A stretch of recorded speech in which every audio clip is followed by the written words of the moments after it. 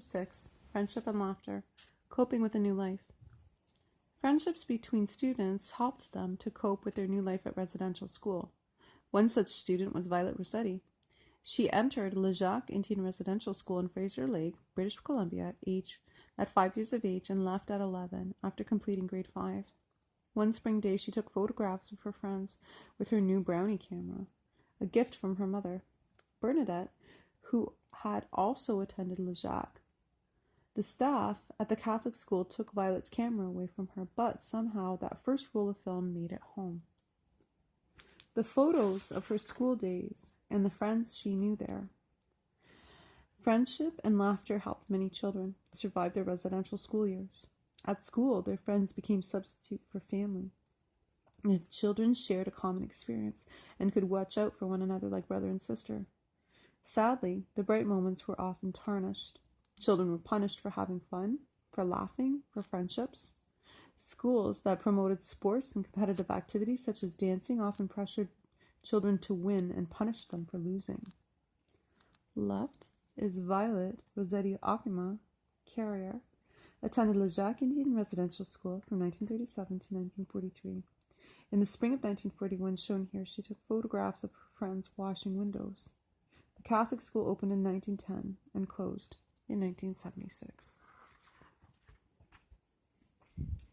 In a circle, not a square. Humor is what makes a native person's life spin in a circle and not in a square, says Garnier Terry, Spanish. The Anishinaabe student attended residential school in Ontario.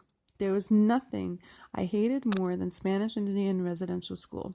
The thing is, I can't escape it because my name is Spanish. The boys went to St. Charles Garnier College, and that's my first name. Sometimes the only thing I can do is laugh about it. The power of laughter carried over to student chores.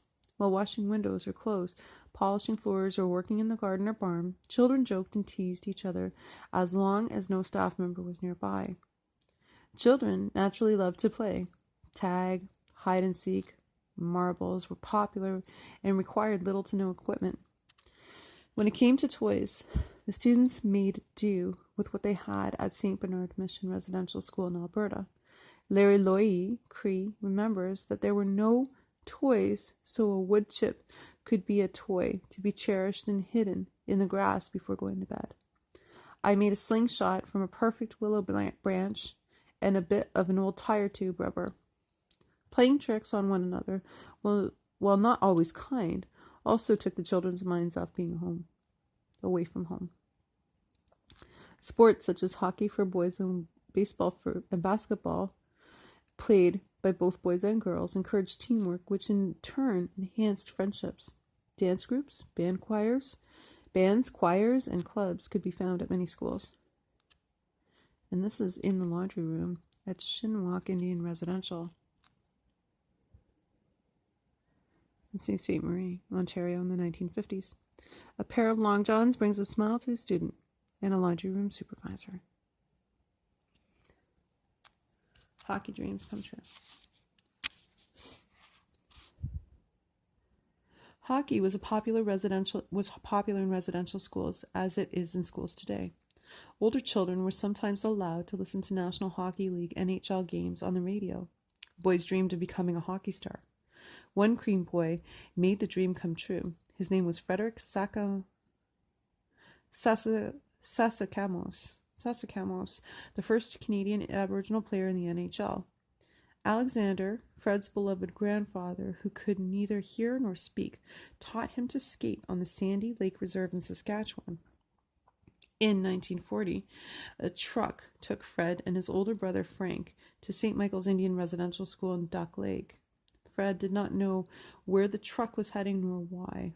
All the 7-year-old boy knew was that he wanted to go home. Fred skated throughout the lonely years at St. Michael's, encouraged by Father Georges Russell, a priest at the Catholic school. In the late 1940s, at age 15, Fred went to Moose Jaw to play junior hockey in the Western Hockey League for 4 years. By the time he was 20, he played in the NHL for the Chicago Blackhawks. He was seen on Hockey Night in Canada. Fred played 11 games in the NHL. Then he went home where he always wanted to be. Married and continued to play hockey for several years. In 1980, he became chief of his reserve, stopped drinking, and began to heal from the loss he felt at school. In 2010, Fred Sasakumos, finally you got it right, there's a moose in there. That's right. Was inducted into the Saskatchewan Hockey Hall of Fame. In 2011, he received the prestigious Aboriginal Achievement Award. Fred and his wife, Loretta, are elders at Anthaqaqu Cree Nation Sandy Lake in Saskatchewan. I'm not First Nations. Well, this is just a feeling. I'm not First Nations, so I went to public school and lived at home. When I was in elementary school, our hockey team went to an away game to play against the Fort Frances Indian Residential School team. I remember feeling a sadness there in the kids. You see, us kids were brought to the game by our parents, and the residential school kids were alone. They held back. They didn't open up to us. Douglas G. Anderson, Fort Frances, Ontario. Fred Sasakumos Cree, 21, number 21, played for the Chicago Blackhawks in 1953 to 1954. Pretty cool. Pretty freaking cool. Love and marriage. And you know what, Pushmala? What's that? I have to end it here because I have to go to the bathroom. Good job.